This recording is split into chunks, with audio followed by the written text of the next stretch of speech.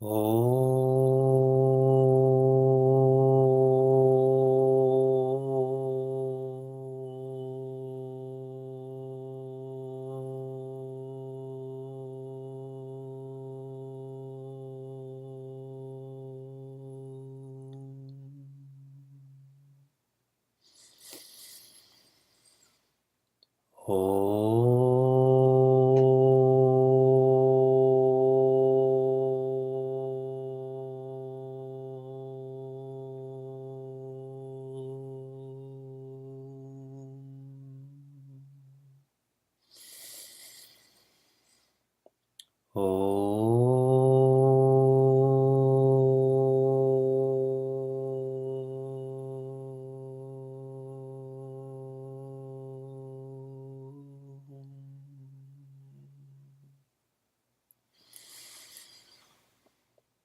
Om Vakratunda Mahakaya Suryakoti Samaprabha Nirvignam Kuru Me Deva Sarvakaryeshu Sarvada Saraswati Namastubhyam Varade Kamarupini Vidyarambham Karishyami Siddhir Bhavatu Me Sada Gurur Brahma Gurur Vishnuhu Gurur Devo Maheshwaraha Guru Deva Maheshwaraha Gurudeva Param Brahma Tasmai Shri Gurave Namaha.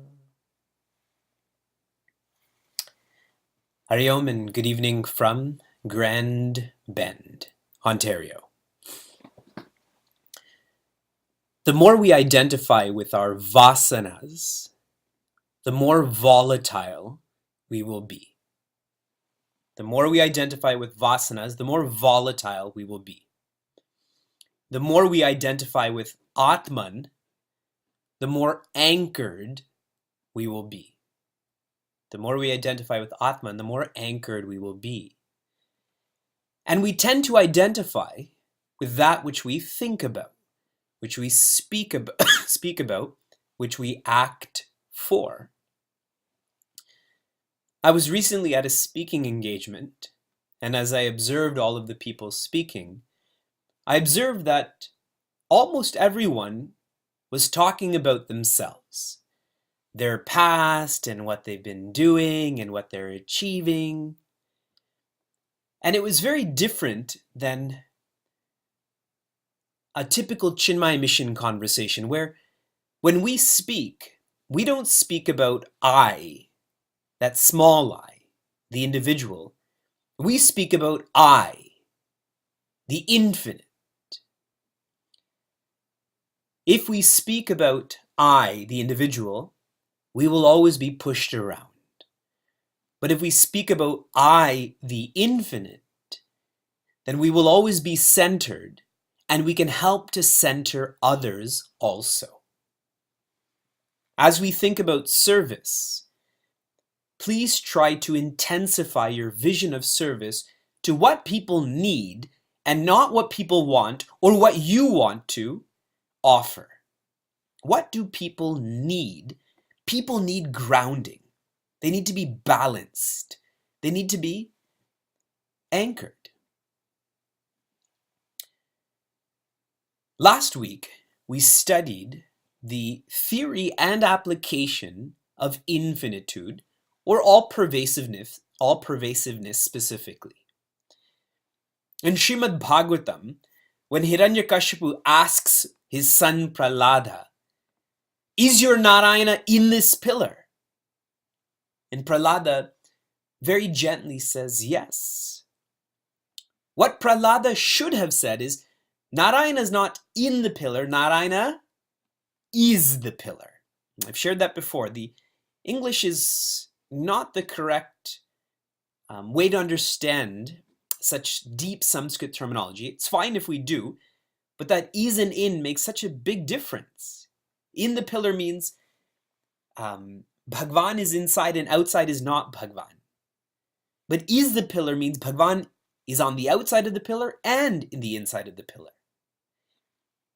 That in and is important because we keep saying God lives inside of us. But God doesn't live inside of us. God is inside of us, is the body, is outside of us. That's what infinitude is. And if we can understand that, then the appreciation of that subject matter is the way that you treat yourself, you will treat others. You are most forgiving to yourself. You are most comfortable with yourself. You will be the same way with the person next to you, with the person across from you. This is the beauty of theism. In theism, I believe in an infinite presence. That infinite presence is me, that infinite presence is you. So I can love you as much as I love myself. But in atheism, I don't believe in that infinite presence. So I will always love myself more than I love you. And that's where some of the vices we studied last week, they arise. And that message is amplified in the next two shlokas, which is why I've combined them.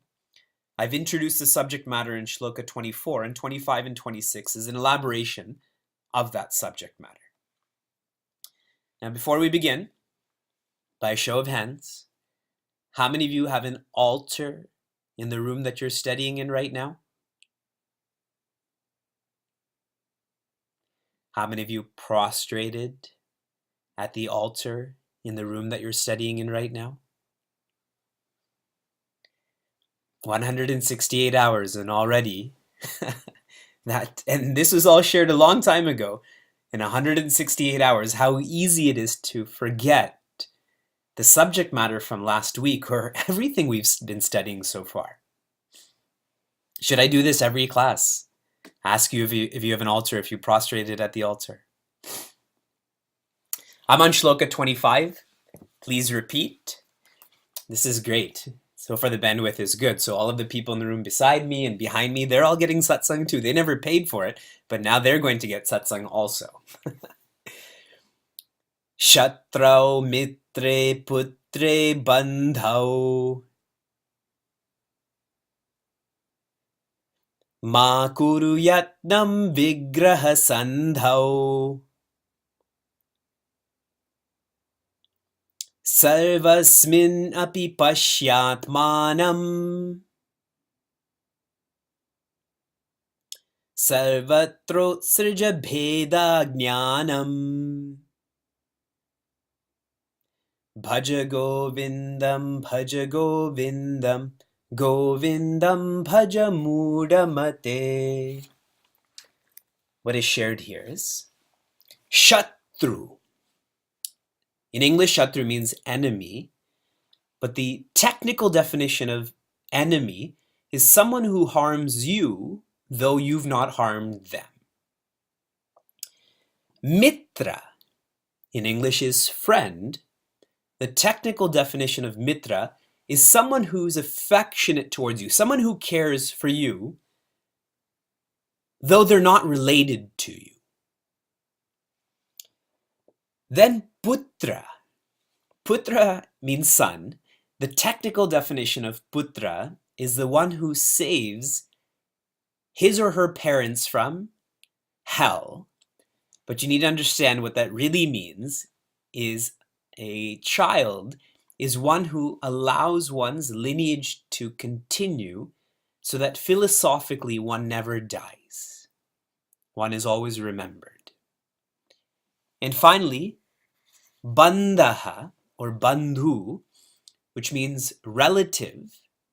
And the technical definition of relative is someone who's affectionate, someone who cares for you because they're related to you. So a friend is like that, irrespective of the blood relationship, but a relative is like that because they're related to by blood. It's almost like a legal matter. They have to be that way.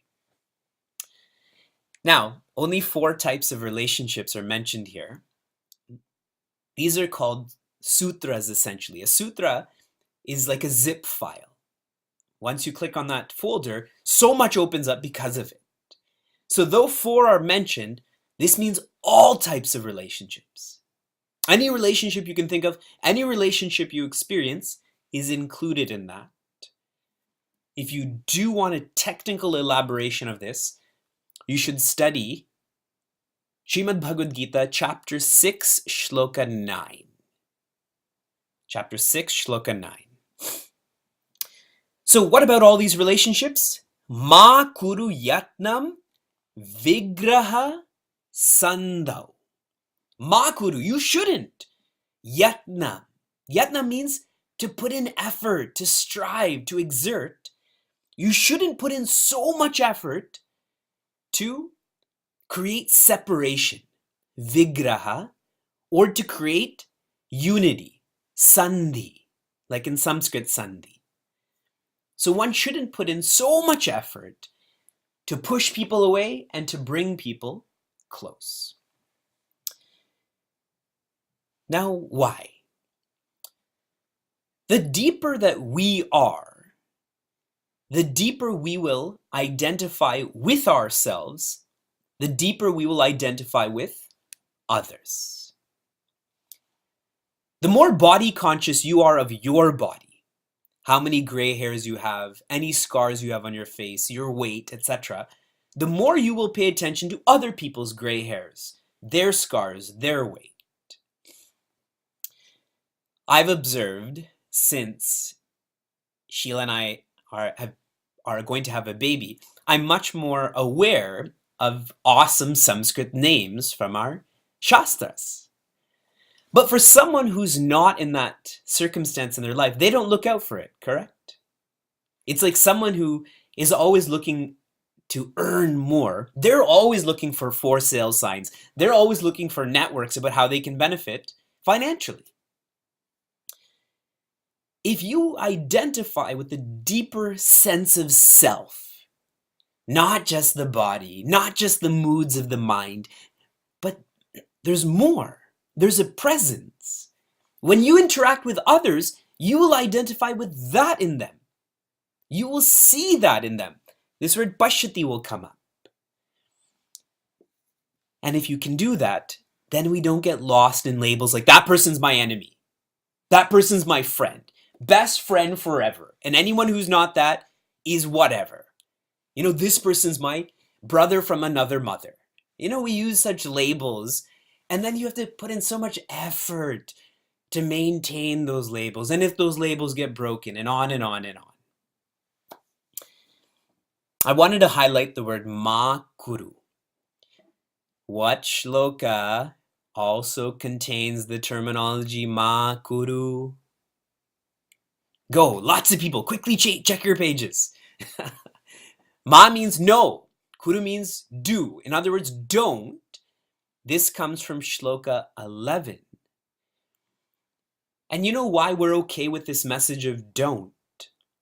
Because we're too busy to think for ourselves. When you're too busy to think for yourself, you need someone who's less busy. Someone who's stepped away from the circumstance. Just tell me what to do and what not to do. Acharya Shankara and his disciples are those people for us. They can see what we can't see. They're identified with a deeper sense of self for themselves, so they're identifying with a deeper sense in us. They care for us. They love us, which is why they're saying, conserve your efforts.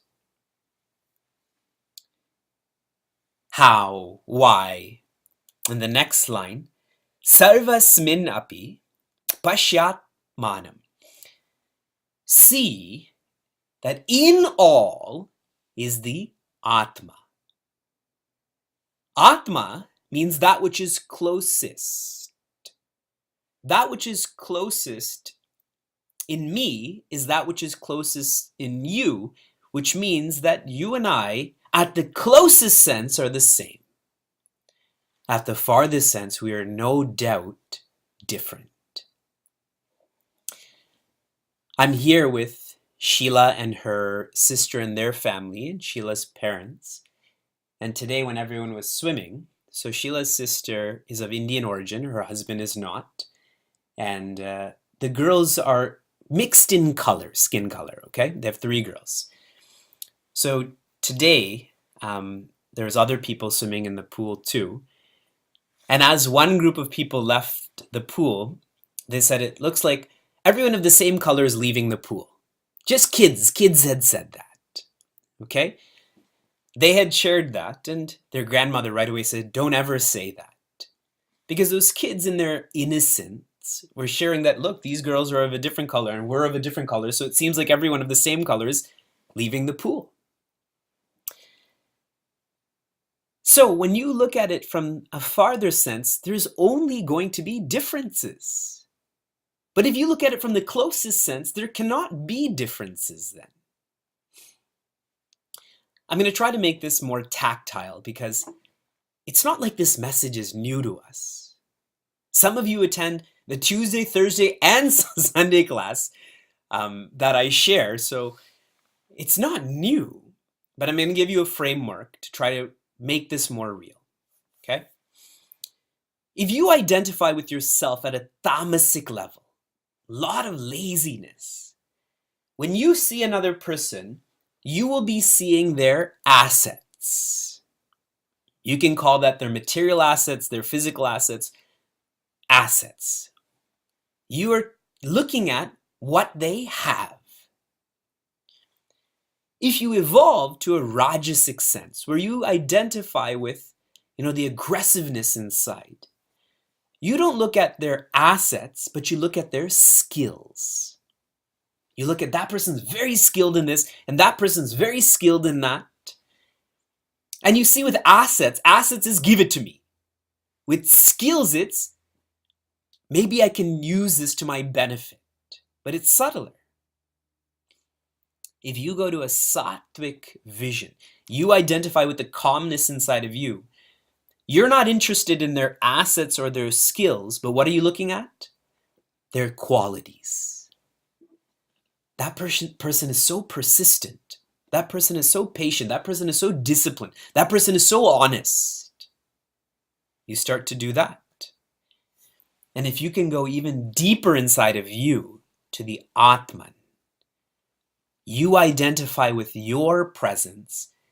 So when you see another person, it's not assets, skills, or qualities, but it is presence.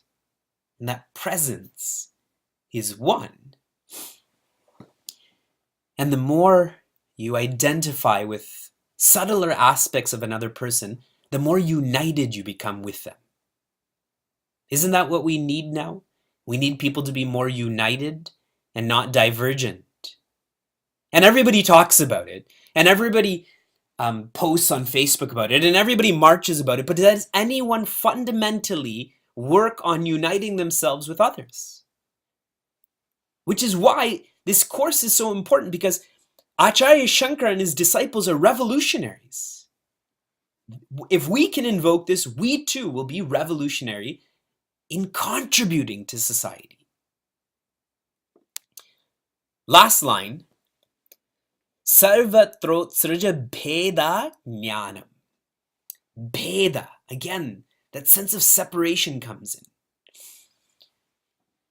in. Some people chant Guru Sakshat Param Brahma, but we chant Guru Reva Param Brahma. Guru Reva Param Brahma is what is written in Guru Gita. That is the official, authentic writing. Guru Sakshat Param Brahma is called a Patha. Patha means the recitation, the reading. Bheda. Patha Bheda. It's a separation from that which is originally shared. Now, if you do it in a noble way, Patha Bheda, so what? But when Bheda becomes fundamental, there's a lot of negativity that comes with that, which will be highlighted in the next shloka. When we feel separation, we start to feel small. When you feel small, you feel sad. Separation, smallness, sadness. That's where we are right now.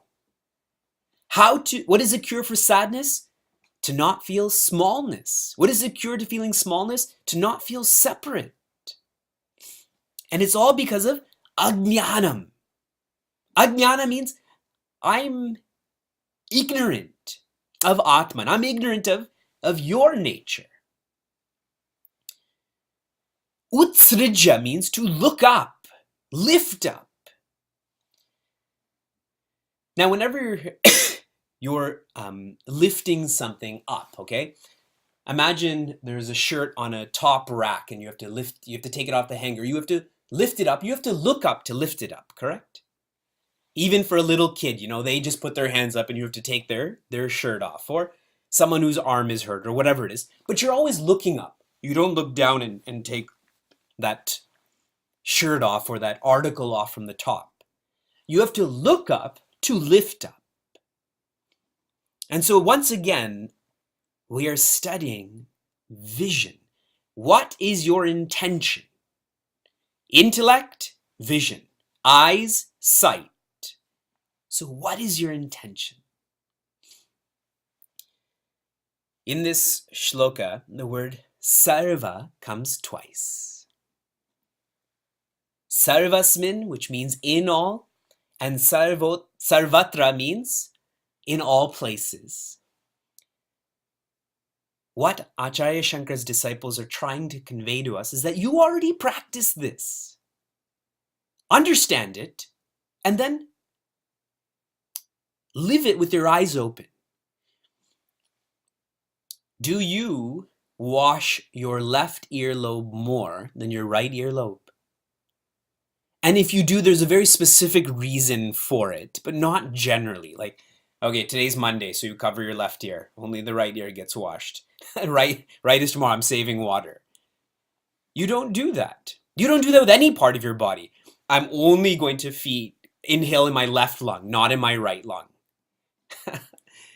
Because you're identified with the whole body. Now treat the other person's body as your body. If you go to sleep, if you go to sleep, when we're asleep, there's no bheda, there's no separation. Bhagwan, he's given us these keys out of samsara. When you watch movies like Alice in Wonderland, or if you're a gamer and you play these electronic games and you're stuck in this room, there's always a key somewhere. You just have to find that key to get out of that room.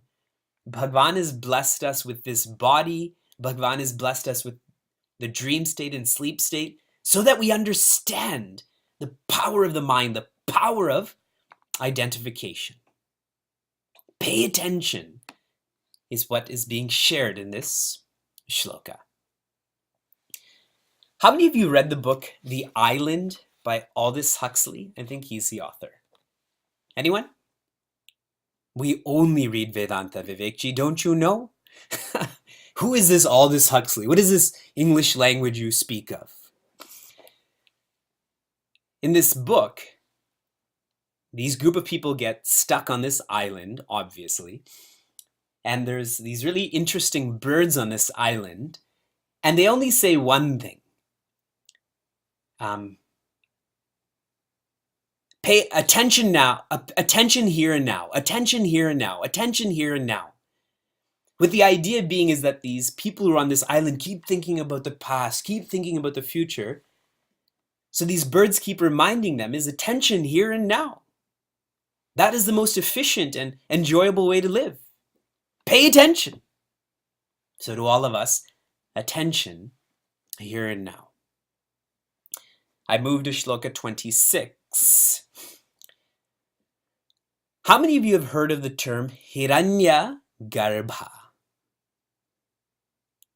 How many of you feel confident in writing a paragraph on what Hiranya Garbha is? You see how we study Vedanta? This is such a classic example of, yes, we all know what it is, but we don't know what it is. I know of it, but I don't know what it is. Hiranya means golden, like Hiranyakashipu, Hiranyaksha. Garbha means womb. Hiranya Garbha is another name for Lord Brahma. And taking this more deeply Vedantically, Hiranya means Purusha or spirit. Garbha means Prakriti or matter. When Purusha and Prakriti come together, that is creation.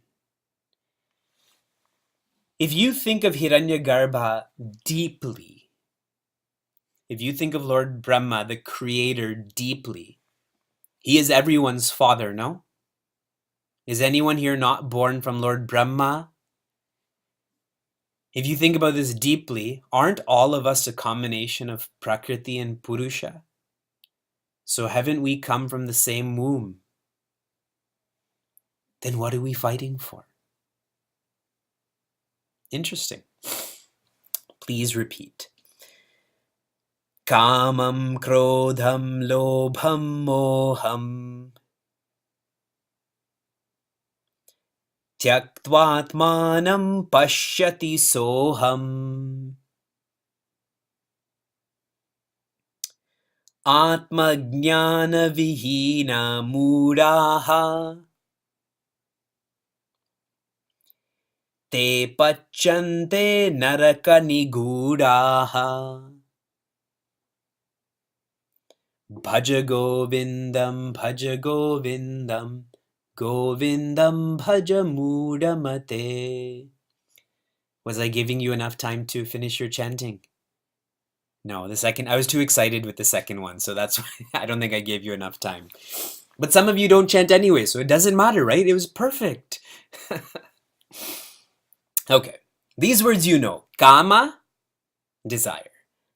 And if there's desire, naturally comes krodha, anger. Because most of our desires are not fulfilled, so anger. But should some of our desires get filled, what comes? Lobha, or greed. And if we enter anger or greed, that finally settles in moha, or delusion, confusion. In this first line, in the first quarter of the first line, you are being shown your family tree. You know when you watch YouTube videos and they show you those ads for Ancestry.com, I think, or something like that? Copyright right here! In Moha Mudgara, it's right there. So here is our family tree, okay? At the top is avidya, ignorance. If there's ignorance, the first child of ignorance is called kama. I'm ignorant of who I am, so now I need to fill in this sense of incompleteness, so desire, desire, desire. So grandparent is avidya, parent is kama, then there's 5 kids. And these are vicious kids, highly destructive, more like terrorists. And those are krodha, lobha, moha, mada, and matsarya. Krodha is anger, lobha is greed, moha is confusion, mada is arrogance, matsarya, jealousy. Everyone sees the family tree so far? Okay. Now these grandkids now have infinite number of kids. Too many to count, too many to list, but you know them. I think some of them are stress, worry, fear, anxiety. All of those are those infinite number of kids. And it's all because of that one grandparent that is avidya. Kama, please note, is not by perception. Not by perception. Some of us think that, you know, if you see a very attractive person, you can't help but be desirous of them. But that's not true. Beauty is in the eye of the beholder. It is not because of perception. It's not outward, it's inward. That's why I said that kama comes from avidya. Swami Tejomayananda had shared about this. He says, when we come to live in comfort, soon after we come to expect comfort. Once you taste comfort, you expect it, no? Try. All of us live in very comfortable homes. We live eating comfortable food. Try to make it uncomfortable. Fine. We'll use cane sugar instead of honey. That's our idea of tapas. Fine. We'll only use our laptops instead of our phones to download our emails. Just because we lived it once doesn't make sense for us to expect it. You see what all of these vices do? They fuel aviveka. Once you have these vices, there's no opportunity to filter. So what is being shared here is Tyaktvatmanam pashyati soham. Pashyati, see. The word see comes again. See, saha aham. Saha means he. Okay, and don't take it in a gender level. Saha means another. See another as yourself. Aham. Saha aham. Saha aham. That's only possible if you see the presence. That's only possible if you renounce or give up the vices. And if you can train yourself to see the other and yourself as one, if you can start to amplify that saha becomes a capital S, which is Shiva, which is Brahman. Soham, soham, soham, hamsaha, hamsaha. I am he am I. This is actually a Mahavakya. You know, like we studied Tattvamasi, that identity revealing statement. Soham is another Mahavakya. In the third quarter, what is shared is who a mudha is. You see, when I chanted, I said mudaha, which means plural. Who is a foolish person? We have a very comprehensive definition here. Atma jnana vihina. Vihina means the person who doesn't have knowledge, jnana of the Atma is a fool. So a very comprehensive definition. So I think Acharya Shankara's disciples are talking about us. I think. I'm not sure, but I think. And if you read Swami Chinmayananda's commentary, he says not just mudaha, he says muda shiromani. We are muda shiromani. Shiraha means head. Mani means the crest jewel of foolishness. That's us if we don't see the self. See how loving Acharya Shankaras and Swami Chinmayananda are? They tell us to our faces that we're not just foolish, we are the embodiments, we are the representatives of foolishness. And we may be joking about this, but you know what happens when we don't have such knowledge? Pachante narakani gudaha. One is a prisoner. Nigudaha. Where? In Naraka.